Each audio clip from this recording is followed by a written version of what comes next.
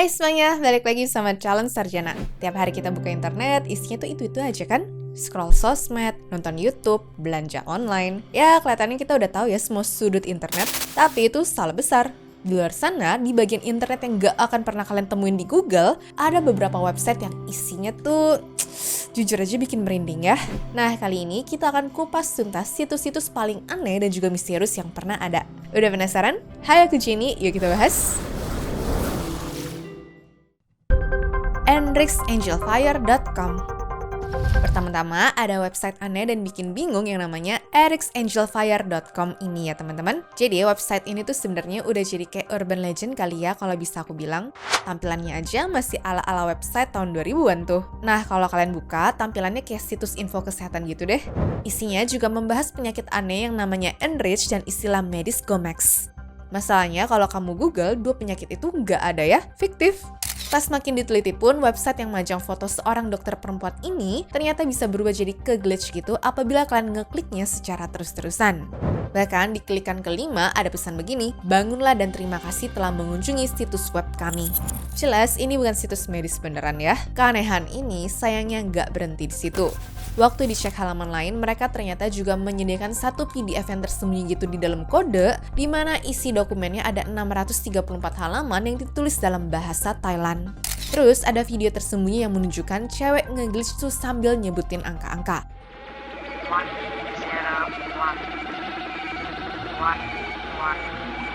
Wah, benar-benar bikin bingung banget kan? Ujung-ujungnya misteri ini baru pecah pada tahun 2018. Seorang pengguna Twitter bernama Fubens akhirnya ngaku kalau dia membuat website itu cuma untuk prank doang. Sekarang website aslinya udah ditutup ya, namun di luar sana masih banyak orang yang mencoba membuat replikanya.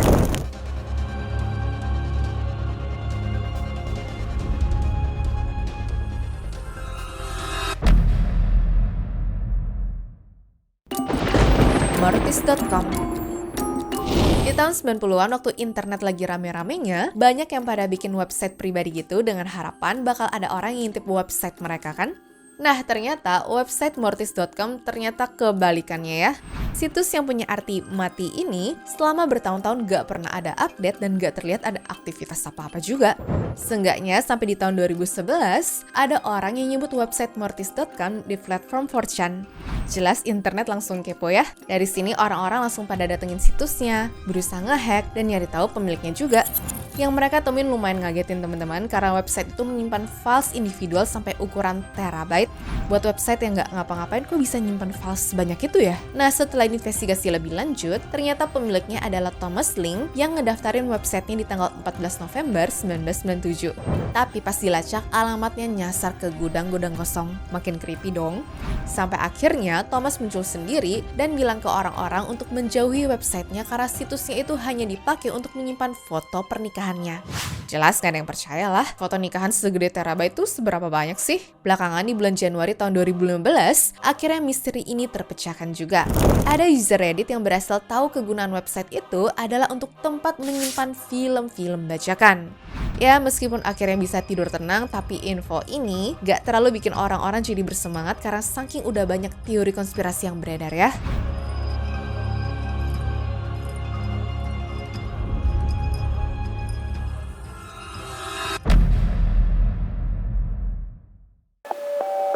@973 Dari namanya aja, website 973@namuh ini udah random banget gak sih? Tapi namanya juga manusia, semakin aneh namanya, malah makin diklik dan semakin berusaha dicari tahu dong ya. Apalagi website yang muncul sekitar awal tahun 2000-an itu emang punya isi yang aneh-aneh. Contohnya nih seperti puzzle, foto yang bikin gak nyaman, diagram, bahkan ada kuis juga. Jelas internet langsung kepo, siapa sih yang bikin ginian? Usut punya usut yang bikin namanya adalah David Dennison. Dia ini dulunya pada tahun 70-an adalah seorang pelukis surrealis terkenal di Inggris. Tapi di masa tuanya dia jadi super terobsesi sama angka, terutama angka 9 nih, dan juga agama, serta teka-teki kata-kata terbalik. Jadi kasar kata, website ini tuh adalah karya gilanya ya teman-teman. Masalahnya ternyata di tahun 2013, David dikabarkan meninggal dunia. Tapi anehnya websitenya tuh nggak ikut mati. Websitenya tetap aktif karena dikasih ke orang lain. Coba bayangin, buat apa coba nerusin begituan kan? Komunitas online jelas makin gila mencoba mencahin kode di baliknya ya. Bahkan di tahun 2018 ada user bernama White Rabbit yang berhasil memecahkan teka-teki website ini setelah mempelajarinya selama 5 tahun. Semua orang jelas minta jawabannya dong, tapi dia nolak tuh teman-teman. Alasannya apa sih? Dia bilang apa yang dia temuin itu berbahaya dan punya efek samping aneh ke pikirannya. Udah, habis itu dia ghosting begitu aja. Beberapa tahun kemudian, user lain bernama Sherlock bilang hal yang sama. Gua nemu jawabannya, tapi kalian harus cari sendiri. Orang-orang yang mencoba mencahin kode ini banyak yang bilang kalau rasanya tuh seperti narkoba. Sekali kamu mencahin satu teka-teki kecil, kalian akan dibuat ketagihan deh. Bahkan ada yang bilang situs ini jahat karena sampai bisa bikin halusinasi dan hilang kontak dengan realitas juga. Tapi di tahun 2025 ini, meskipun misteri dan juga legendanya masih jadi salah satu rabbit hole paling dalam di internet, situs aslinya udah offline alias mati ya teman-teman.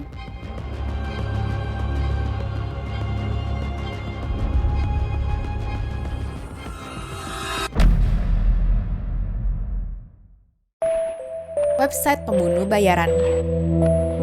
Kalian lihat deh, nama situsnya tuh lakecityquietpills.com. Kalau dibaca biasa, namanya kayak apotek online kan? Tapi orang-orang di internet percaya ini tuh bukan situs jualan obat, ini adalah situs lowongan kerja untuk bayaran. Ceritanya dimulai di Reddit ya. Ada user kakek-kakek yang ngakunya 79 tahun veteran militer bernama Milo. Dia promo situsnya dengan bilang kalau itu cuma tempat hosting gambar biasa. Situsnya sepi bertahun-tahun. Sampai akhirnya ada yang kepo dan iseng ngecek source code website itu. Disitulah mereka nemu pesan-pesan aneh yang disembunyiin. Isinya kayak job posting rahasia gitu deh. Gini-gini contohnya. Butuh cepat 8-10 orang. Bisa bahasa Mandarin atau Korea. Detail setelah kontrak. Untuk speaker Italia atau Spanyol harus bondable. Dan seringkali juga ada kode W#W. Maksudnya apa tuh? Banyak teori bermunculan setelah hal ini jadi viral ya. Sampai-sampai semuanya punya satu kesimpulan yang kurang lebih mirip. Website ini adalah situs pembunuh bayaran. Di daerah Missouri ada pabrik beneran bernama Lake City yang isinya adalah pabrik amunisi untuk memproduksi peluru militer Amerika. Terus, Quiet Pills ini diartikan sebagai peluru karena benda itu bisa bikin korbannya tenang selama-lamanya. Dan W# pun diyakini sebagai kode what work yang mana adalah slang untuk pembunuhan. Awalnya ini cuma dianggap teori konspirasi ngaco aja, sampai tanggal 19 Januari 2010 ada seorang pemimpin militer di Hotel Dubai bersamaan dengan adanya pesan di situs web itu ya teman-teman. Pesannya sendiri berisi begini, selamat tahun baru semua, kami akan mengadakan pesta ulang tahun untuk orang tua itu pada tanggal 19. Pesta dimulai pukul 3 seperti biasa. Kirimkan RSVP Anda ke Shade. Sebagai informasi, kami memesan kamar untuk 3 hari bagi siapapun yang datang dari luar daerah. Gila kan? Tanggalnya tuh sama persis, lokasinya sama-sama hotel. Dan beberapa minggu kemudian ada pesan lain berisikan total biaya pesta yang berlangsung di tanggal itu juga. Netizen yakin itu bukan rincian pesta biasa ya, tapi invoice pembayaran buat tim pembunuh bayaran. Gak lama setelah misteri ini meledak di internet, semua pesan di situs itu tiba-tiba jadi acak-acakan dan akhirnya offline total. Sampai detik ini gak ada yang tahu pasti, apakah itu cuma prank internet paling niatin juga kebetulan, atau kita beneran ngintip papan lowongan kerja pembunuh bayaran. Gimana menurut kalian?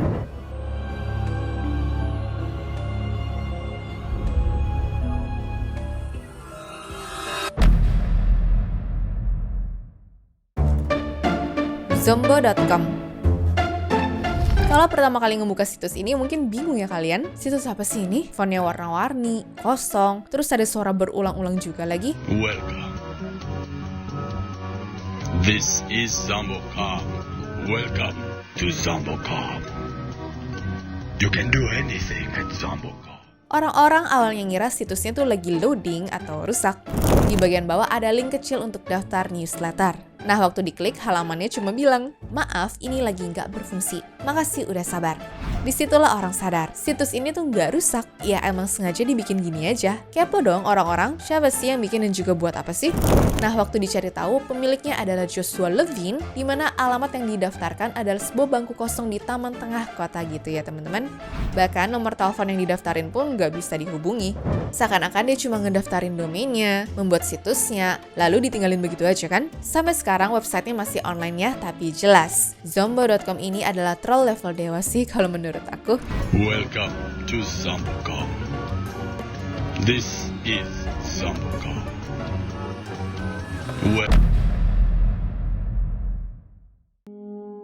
urbanoutreach.com. Apabila situs fashion biasanya tuh jadi surga bagi para cewek-cewek, nah situs Urban Outreach itu ternyata malah kebalikannya. Lihat deh, isinya tuh se-creepy ini loh. Masa ada jaket kulit yang diberi nama jaket Avery, Loafers Richard, atau Julian Skirt segala? Ya kenapa dikasih nama orang gitu ya? Apa maksudnya ini barang-barang bekas mereka? Ya waktu itu sih ada orang yang bilang kalau Urban Outreach ini menjual barang-barang fashion yang terbuat dari kulit manusia asli. Serem kan?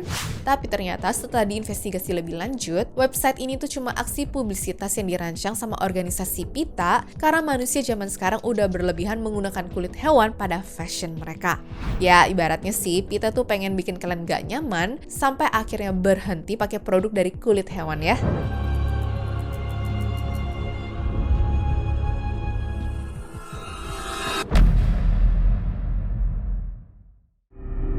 Oktober 28, 2011.com. Teman-teman inget gak kalau dulu sempat ada prediksi kiamat pada tahun 2012? Nah, website Oktober 28, 2011.com ini sebenarnya juga ngasih salah satu prediksi kiamat total loh. Masalahnya orang-orang yang lagi ngeinvestigasi situs itu ternyata menemukan satu nomor telepon yang langsung buru-buru dihubungi sama banyak orang. Pas diangkat nggak ada halo dan nggak ada suara apa-apa. Tapi ada juga yang diangkat terus kedengeran suara barang diseret atau bahkan ada suara orang bisik-bisik juga. Aneh banget kan? Sayangnya waktu tanggal tersebut akhirnya tiba, nggak ada kejadian apa-apa dan bahkan situsnya sendiri pun hilang ya. Kesimpulan paling masuk akalnya sih adalah itu semua cuma prank super niat aja.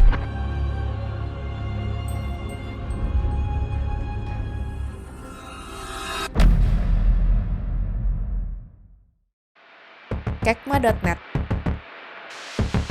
Dari semua website yang ada, Kekma.net ini kayaknya perlu kalian masukin ke dalam list website yang gak perlu dibuka seumur hidup kalian deh. Soalnya situs yang dibuat tahun 2010-an ini, waktu dibuka tuh langsung ngasih foto-foto aneh. Kayak contoh nih, kondisi TKP kecelakaan, kondisi TKP pembunuhan, atau pemburuan hewan yang mengerikan. Masalahnya pas websitenya dibuka, kalian tuh nggak bisa langsung nutup situsnya gitu ya. Ibaratnya orang tuh emang dipaksa untuk menonton gambar-gambar aneh itu semua. Sampai sekarang nggak ada informasi kegunaan website ini untuk apa, selain untuk menakut-nakutin semua orang.